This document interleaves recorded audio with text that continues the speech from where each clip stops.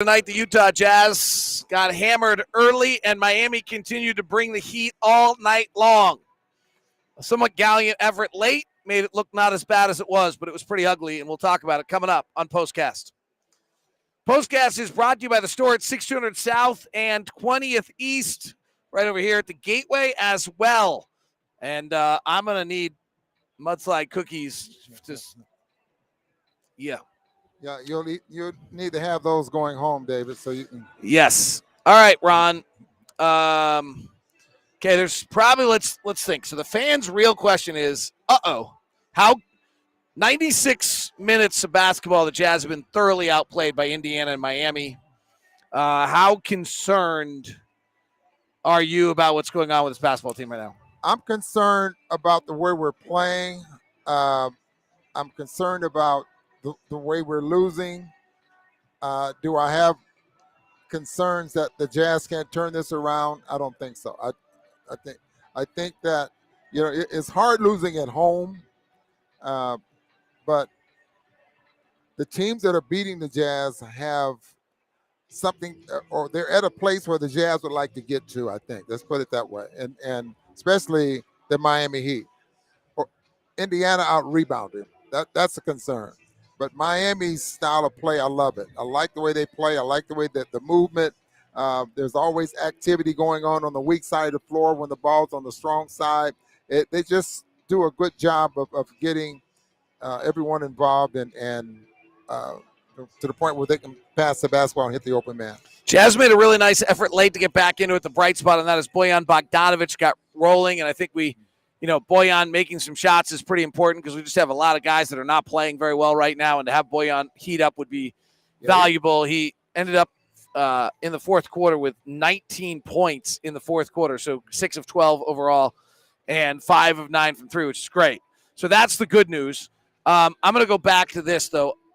I stopped thinking about this game to some extent. Bojan shooting would be the one exception at the end of 3. It's 95-69.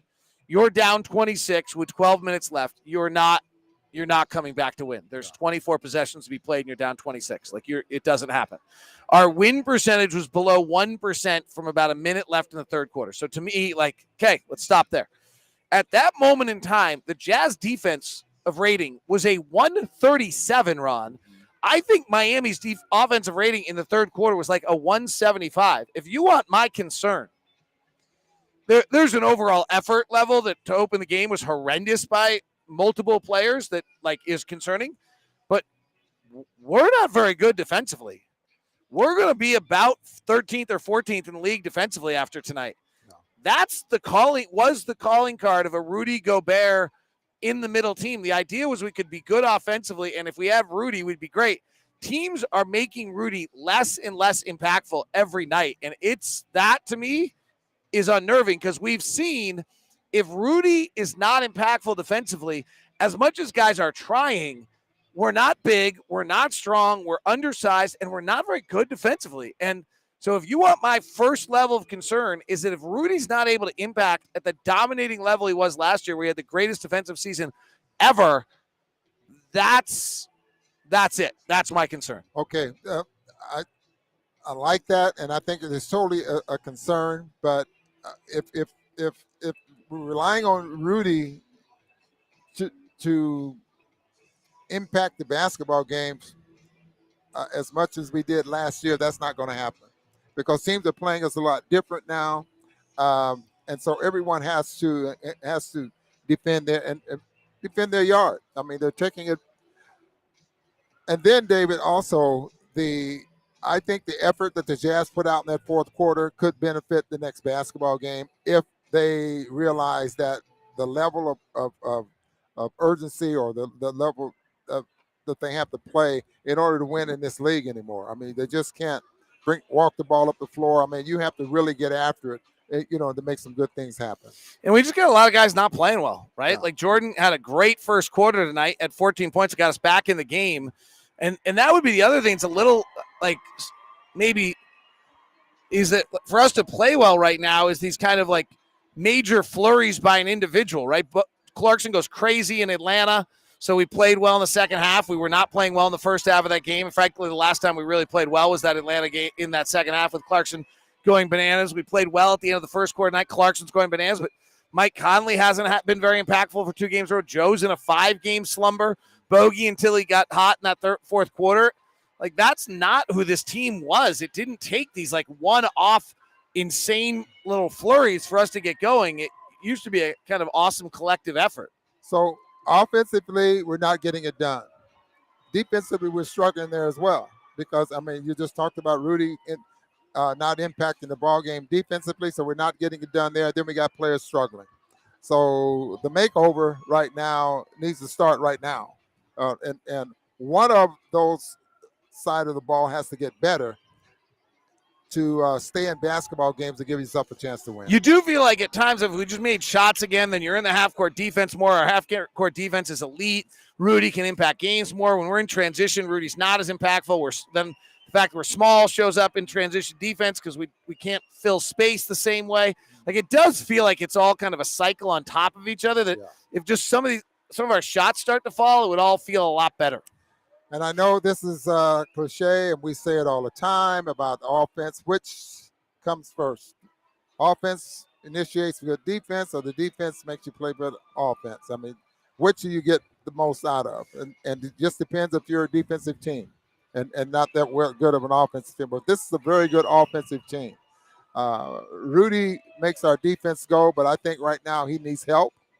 But the offense is definitely has to get better in order for us to make that run. Let's take some questions. Lee Christensen says really painful. Looked like they just packed. I think he meant lacked energy. I really don't get it. And I think we would agree. The early energy of the first quarter and the early energy of the third quarter were hard to understand. They outscored us, David, in those middle quarters, 68-43.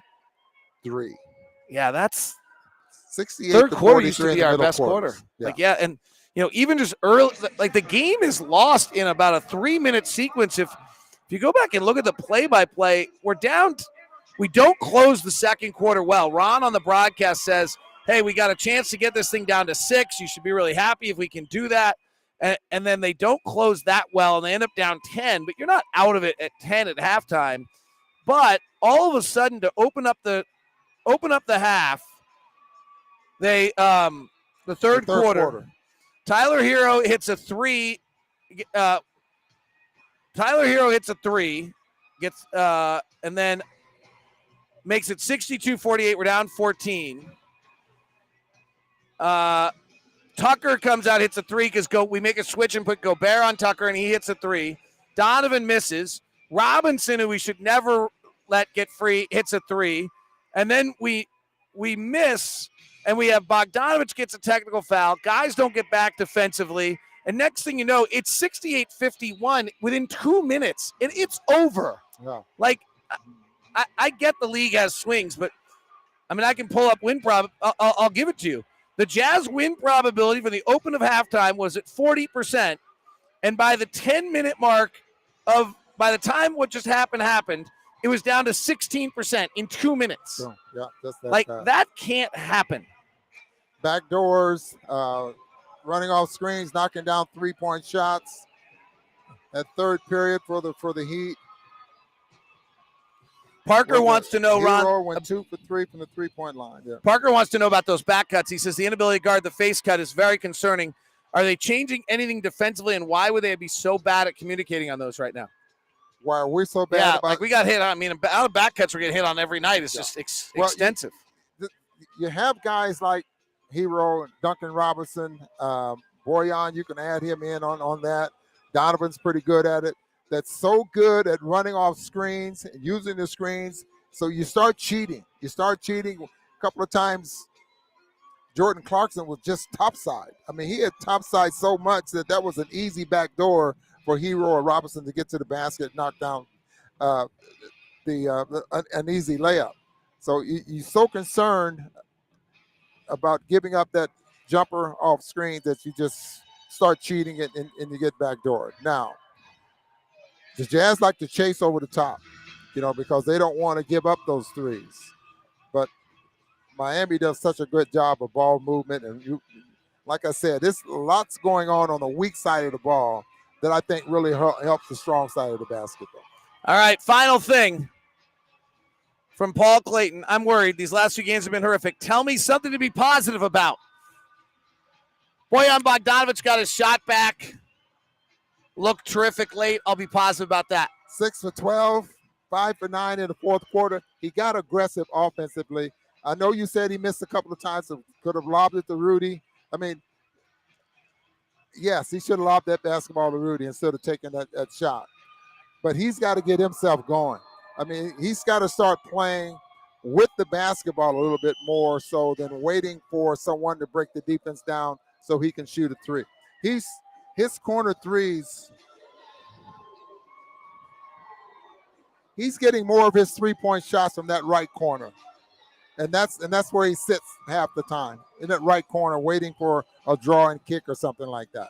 So getting a little bit more offensive-minded, but what I want him to do, like to see him do more than anything, he's got to help the rebound.